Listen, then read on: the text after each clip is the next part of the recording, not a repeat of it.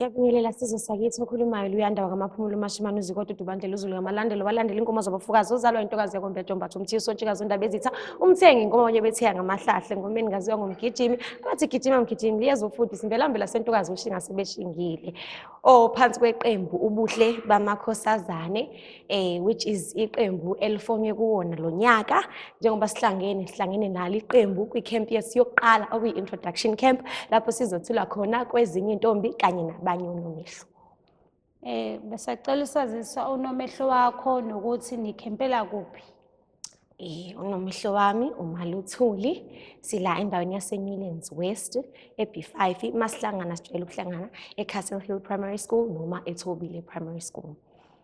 Besacela usazisa ukuthi intombi iphatha kanjani?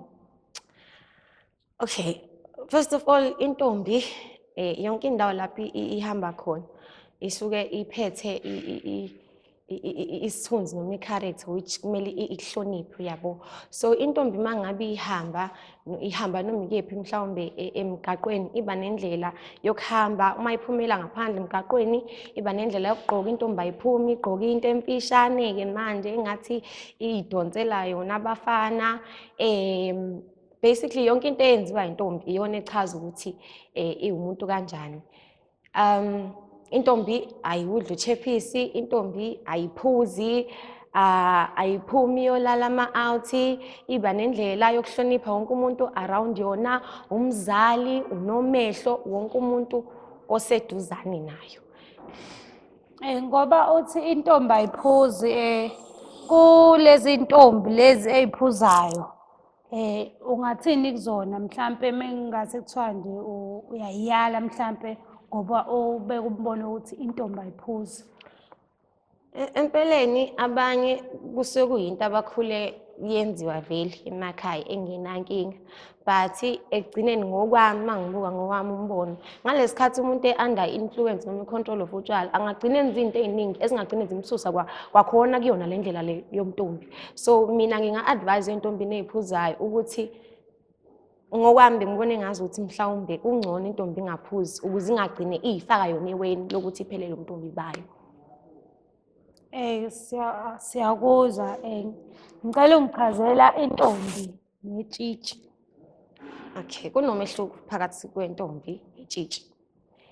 Itshitshi umntwana osemncane wentombazane ongakathombi, ongakafiki futhi nasesigabeni sokumisa iduku.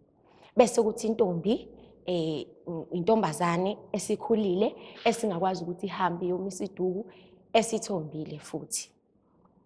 Mawuthi ukumisa iduku cela usichazele ukuthi mawuthi intombi imisa iduku uchaza ukuthini? Phela lapho intombi sifike khona esigabeni sokuqoma mayisiqoma ke bese iphelezelwa iqhikiza layo ihambe iye lapho iqome khona kuyomiswa iduku. Intombi iqoma kanjani? Angisezwa.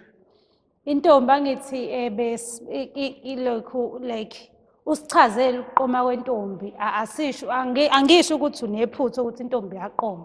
Sifuna usichazele umsusa wentombi ukuthi iqoma kanjani ukuze ozakwethu laba abanye bengathathi lekho ukuthi uqoma mengishelo mfana methi uyangiqoma yini bese ethi kombe kathiwa kuyaqonywa ngiyaqoma yabo. Usichazele ukuthi intombi ithi mayiqoma ngokwesiZulu ngokosiko yenza njani? Ihambisa ucu. Kulo wesilisa osuke ilandele efaka isicelo siphindelela bese yadedela kucu ngokwesintu lokho kwaziwa njengokuqoma. Lapho sekusukuma khona iqhikiza layo ke selingenelela. Yini iqhikiza? Iqhikiza intombi ephethe zonke iy'ntombi nayo sifinyelelile esigabeni leso somntombi nesokuqoma futhi ngokunjalo esikwazi ukugayida ezinye iy'ntombi. Okay, ngiyakuzwa. Ngicela usichazela ukuthi kusuke kukanjani uma intombi nembuzi, kusuke kukanjani uma intombi nenkomo. Uchaze nje ukuthi intombi mayithengelwe imbuzi kubo, mase sidlulele ekuthengelweni inkomo, kusuke kunani, kusuke kuyini le kuthiwa khona imbuzi, kusuke kuyini leso sekudlule esigabeni sokuthi kuthenge inkomo. Emcimbini wokukhuliswa kwentombi la sithombe khona which is siwazi ngomhlonyana ilapho kuthengwa khona imbuzi bese kuthi-ke memulweni kuba yikhona la kuthengwa khona inkomo. Kumemulo xa usichazele ukuthi kukanjani ngoba kuney'ndlela yabo kumhlonyane kumuntu ongazi akasiboni isikibha esimhlophe.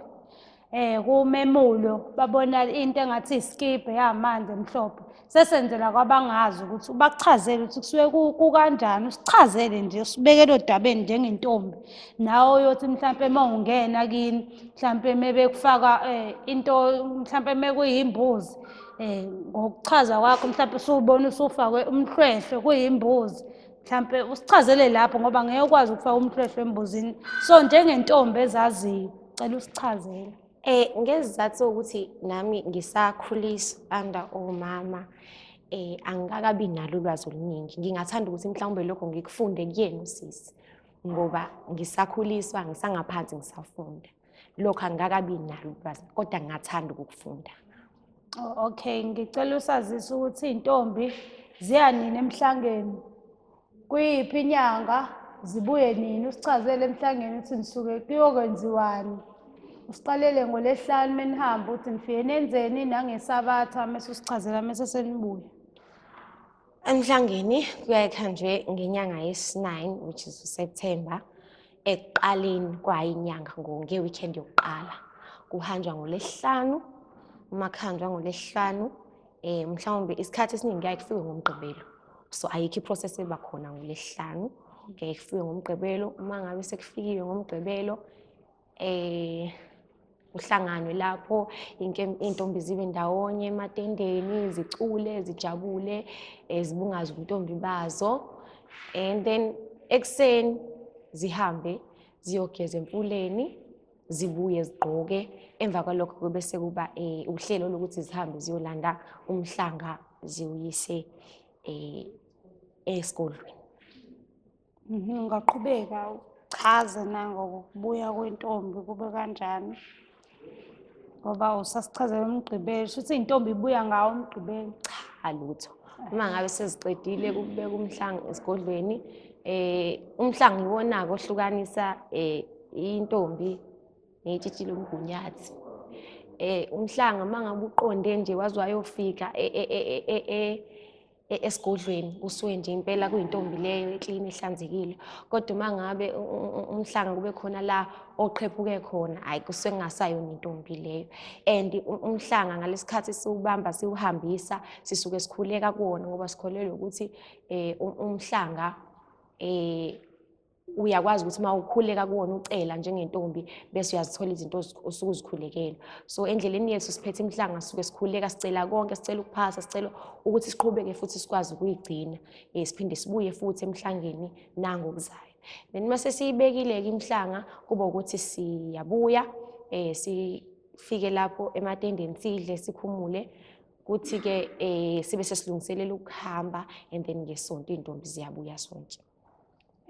Ngiyakuzwa kwisigaba osufike kusona njengentombi mase kuthiwa awunike ingane esakhula esafisa ukufika kwisigaba ofike kusona njengentombi ngoba abanye abafiki kulezi y'gaba lezi ofika kuzona.